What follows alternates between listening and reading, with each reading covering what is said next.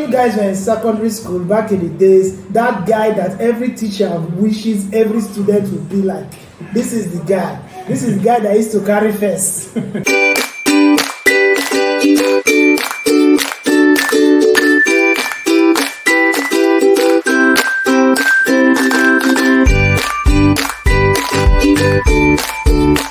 What's up, guys? Good afternoon to you all. It's been a very long time I posted a new video. I've been very busy.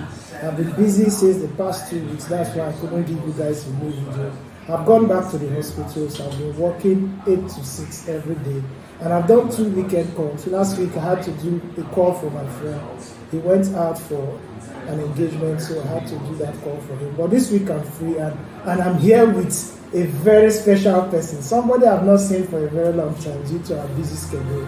It's somebody that's been a friend of mine since the days of secondary school, the days of MRA. It's no other person than Johnbosco. Johnbosco, how far? I'm cool, man. You don't tell. Yeah, Johnbosco, you're welcome to my house. As you can see, we are here at my place. Johnbosco came visiting, and there's something I want to tell you guys about this friend of mine. We've been friends since, I think, 97, 98, thereabouts. Yes. Back in MRA. Yeah. So we went to MRA College at Harbour Road, Port Harcourt, and we've been communicating since then, and it's been a wonderful one. Johnbosco, what's up? What will you tell my viewers? Yeah, I appreciate Mr. Ekine for featuring me in his video. I really looked forward to get featured in the video, and that's why I came. And it's been a while since I saw him. He's been a wonderful friend for the past 20-something years, and we've been keeping in touch. So I really appreciate the invitation. Johnbosco, what has it been like? You know, the last time we saw, that was about last month, and you were running, you're going to work and all that. If you hear this guy's story, you guys will marvel. You know, when you guys were in secondary school back in the days, that guy that every teacher wishes every student would be like. This is the guy. This is the guy that used to carry first. When you're first. This is the guy. GS1 down to SS3, this is the guy that took first. Even if you want to beat him, he will always show you that it's Johnbosco. That guy that every teacher wishes that all their students want to be like. You know, when they want to make an example, they will say, why can't you be like Johnbosco? This is the guy. So whenever I remember him, I felt, Johnbosco, back then secondary school days. Then after secondary school, university days, we all split ways, you know. I initially went to University of Port Harcourt and later went abroad to Russia for my medical education, and he finished in University of Port Harcourt. And he has lots of stories. He has been telling me things and all that. First of all, how is your wife? She's fine. She's doing fine. Yeah, I was actually expecting to see you and your wife. It's so good. I'm seeing you alone. She's been busy in recent times, yeah. Okay, so what has it been like? You know, the last time when I came back from Russia, when we met, you were working in one secondary school like that. You were teaching.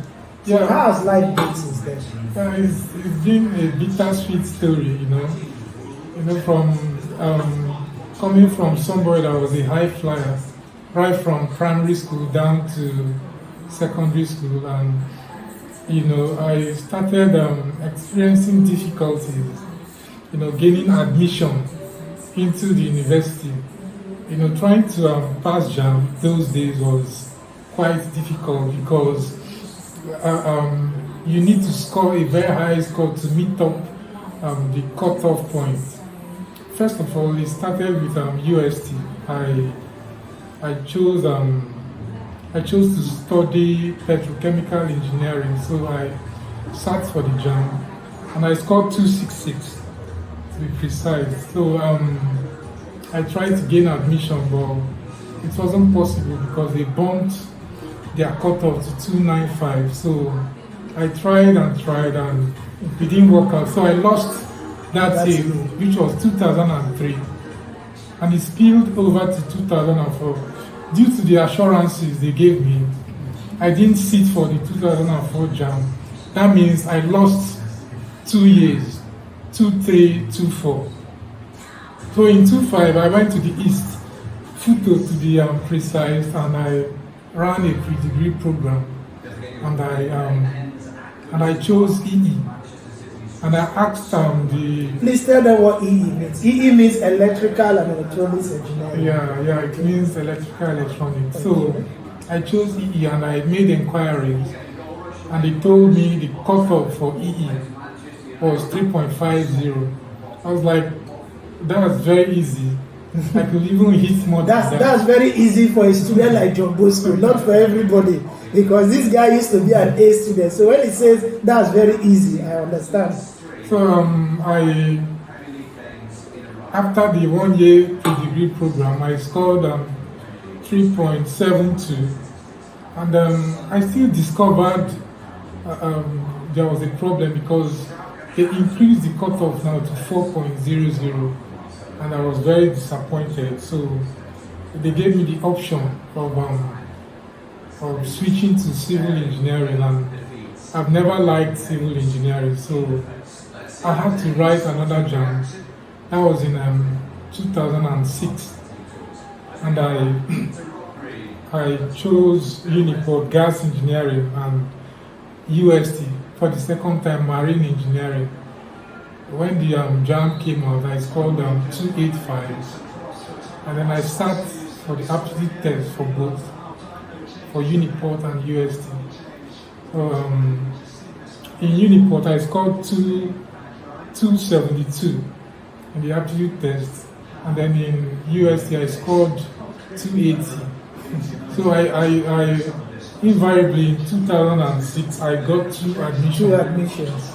After staying at home for 3 years, three full years. After, my mates, of course, they are all in year 3 now, some in year 2. So I felt... Nigeria can be very, very frustrating. Yeah. You know, when you're in school and you get to hear about stories like this of your classmates way back in secondary school, and you hear some of those, like somebody as bright as this guy, you know, you guys are already year 1, some year 2, year 3, and he's still struggling to get admission. You'll be surprised, like, what is happening? This is the guy that used to dust us way back in school, and every other person is already in school. What is really, really going on? That's to tell you that our system is really messed up. Our system is just, I think it's for those that have money and connections, because the bright ones are not really getting what they are supposed to get if they don't have any connection. Yeah, that's very true. So back to my story. I got double admission, marine engineering in UST and gas engineering in Uniport. And you decided to go for gas. Yes, I know you did gas. Because then when I was in year 1, you were coming around Uniport then. Yes. So I had to choose gas engineering, and as God should have it, I came out one of the best in gas engineering, coupled with PTDF scholarship, Petroleum Trust Development Fund. So I was very happy. And then I really believed I was going to work in one of the multinationals. That's the belief of almost every engineer in Nigeria, especially those from here, the South. You know, when you go to university, you did engineering, you know, living in Port Harcourt especially and Warri, people always feel once I'm done, I have either gas or petroleum engineering, I have the qualifications to work in an oil and gas firm. That has always been the dream. So it's unfortunate.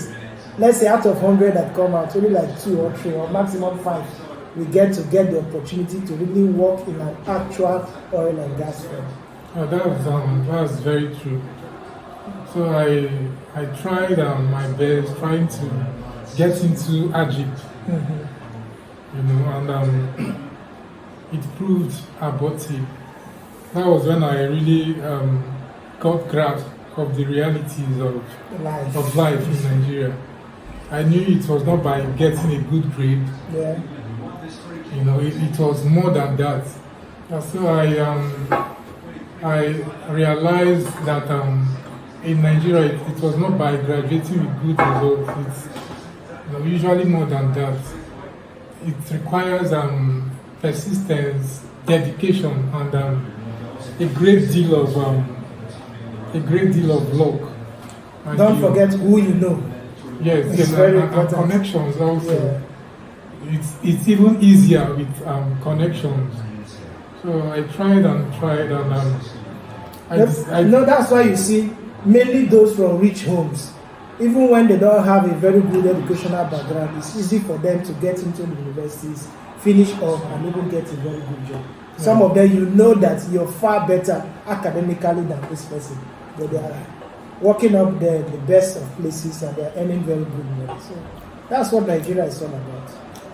So after my NYSC in 2011, I got a job in a private secondary school. You know, I never believed I was going to teach or become a teacher because I saw it then as a low-life job. But situations had to push you that way. Yes, I gradually disintegrated into teaching. So I thought I could teach maybe for 1 year or some couple of years. I discovered it stretched. You know, while teaching, I was still looking for other jobs, but they are not forthcoming. And you were also into business, I remember. Yes, buying and selling. Yes, I was into the streets selling. As a typical Igbo man. Yeah, selling used phones, used laptops, and clothes. And clothes too. Yeah, and clothes, which I still do till today because I have. Yeah, if you need a plug, a connect, this is the guy. Be it OK Clothes, be it News, Zara, whatever, TM. If you want brand new, this is the plug. You can contact him. I'll put his link down there so that you guys will contact him. If you live in Port Harcourt, this is the plug. If you're not the type that like going to market to get your clothes, just give him your measurement and the kind of stuff you want. This guy will deliver. Yeah. So I taught in the private secondary school for some couple of years. I taught 9 subjects. I don't know if I can remember some of them, but let me just list them. 9 subjects. Yeah. I taught maths, I taught geography, I taught basic science, I taught verbal reasoning, I taught non-verbal reasoning, I taught physics, I taught a little bit of biology. I remember at a point you were promoted to the head teacher. Yes. I remember. Yeah, I was promoted back in 2013 to the principal of the school, and my salary was so small, even as a principal, a graduate principal. You can't even imagine how much they paid me. It was very ridiculous. Somebody with a very good degree, a very good one at that. Yeah. My salary was the kind you can just fold and put in your back pocket. Yeah, something you can spend in 5 minutes. Yes, it was very terrible, but I kept pushing on, and I showed resilience. Yeah, but do you remember, at a point you became comfortable in that job? Because I was telling you, you've done this job for too long. Look outside. You told me you've gone for different interviews. You've gone for, there's one company at D9. Yes. Like told me they owed you had to run away and stuff like that. But at the point, I noticed that you became so comfortable in that job. Yeah, I was very comfortable because I was tired of looking for jobs elsewhere. You know, when you submit your CVs and no replies, no mails, nothing. Yeah. You get tired. I submitted up to 3,000 CVs. I've done a tour of Transamadi twice, edge to edge. So nothing came forth. So I was very tired. I now believed in the fact, just one fact, that for you to have a proper job, you need a strong connection. Yeah. So that was why I kind of laid back and stopped looking for a good job, because I believe that just looking for the job without any connection won't yield it's impossible. anything positive. So that's why I stopped and relaxed. But something happened. If you remember, after you married, for me, I feel your marriage was more or less like an opening for you, whereby after you got married, I noticed that things started working for you. First of all, you moved to Bonny, where you did a job with Pivot, and later came back to Port Harcourt, and now I believe you're doing very well. Please just give us that journey, give us that story, because it's a very sweet one. Yes, I married in 2017 without a proper job, of course. It was a job that was paying less than 50,000 naira for a graduate with a 2.1 degree certificate. So it was a very, very painful moment in my life. 2017. I was a very broke person, coupled with a wife now. So I had to look for a way. But fortunately for me, the marriage brought open doors for me. Like 3 months later, August to be precise, 2017, I got a message for a job in Bonny to come for a test. I was very happy and very fulfilled. I went to Bonny and wrote the test. Of course, I usually pass tests. I know test is not a problem. Once they say a test, I know it's not a problem for Johnbosco. So once in any job that is calling for a test, you're just wasting your time because this guy here will pass. Yeah, so I passed the test and I was later called for an interview. That was in instrumentation. I passed the interview too, and I did an induction of instrumentation, and I scored 100%. And I was 100%. And I was given the job. I don't want to brag too much. I've shown you the result. I still have them in my phone. So I got the job. That was the beginning of my build-up in engineering career. So I got a lot of experience in instrumentation in Bonny. And then I got a link for a new job in Port Harcourt. I thought it was 419 because it was very quick. You know, you submit your CV today and they get back to you today. It's nearly impossible in Nigeria. So I refused to hit to the invitation. They had to call me again the next day. I obliged and went to Port Harcourt. I sat for the aptitude test. Of course, I passed again. And then 1 week later, they called me for an interview. The first interview. I passed the interview. The next week, they called me for an interview again with the MD. And I succeeded. I was called a week later. And they asked me when I could resume with them. I told them to give me 2 weeks. And they said, okay. So 2 weeks later, I was back to Port Harcourt, the city with all the origins of my household. So I came to Port Harcourt and I started the Port Harcourt job. And I discovered that it was kind of the miniaturized part of what I was doing in Bonny. But you know, after you knowing that it's a gas company, something that has to do with your specialty, I believe you were comfortable. You were happy that let me go and show them that this is what I'm made for. Yes. You felt very comfortable about it. Yeah, it's very comfortable considering the country I'm from.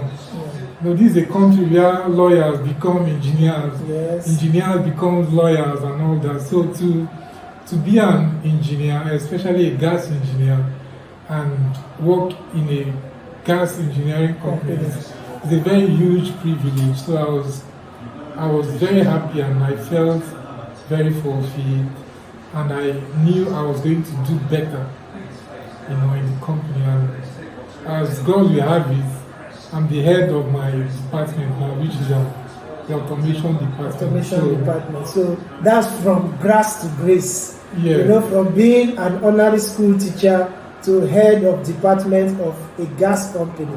So it's a story that sometimes when I sit down, I think about it. I say, wow, life is a journey. Some people's journey can be fast before you know they've gotten to where they want to go to. While some, it takes some time. You know, back then in secondary school, when you think about certain students that you feel these ones will make it in life, and by the time you guys come out from secondary school, and the ones you think will make it very quickly are the ones lagging behind, you begin to like think, God, what is happening? But you know, we all have our different paths. We all have our different journeys in life. It may not be straight for some. It may be straight for some. For some, fine, it may be straight but longer. But the end actually justifies the means.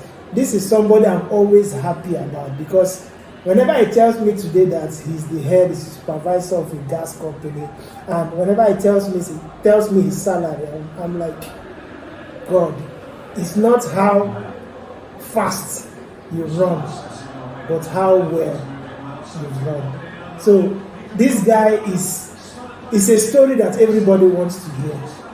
It's a story that everybody wants to hear. Academically, he's sound, but getting what he deserves has always been difficult. He has always passed through the difficult road, but at the end of it, things always happen well. So, what can you tell my viewers, those that have been struggling for a very long time? We have so many persons that were smart in school, but couldn't get a first degree, like a bachelor's degree. In secondary school, they are doing very well, but when they get to university, we don't know what's happened. Some of them cannot even get into university. Then there are those that came out with a very good result from university, but they can't get a job. So what can you say to people like that? Yeah, my message to them is to show perseverance, to be resilient, to show dedication. You know, they shouldn't give up, because if you give up while you're still breathing, it means you can't really achieve what you have in mind to achieve. So don't give up, persevere, be resilient in your approach towards life. Your pain will become champagne. All right, don't give up, be resilient, persevere, and what? Your pain will become champagne.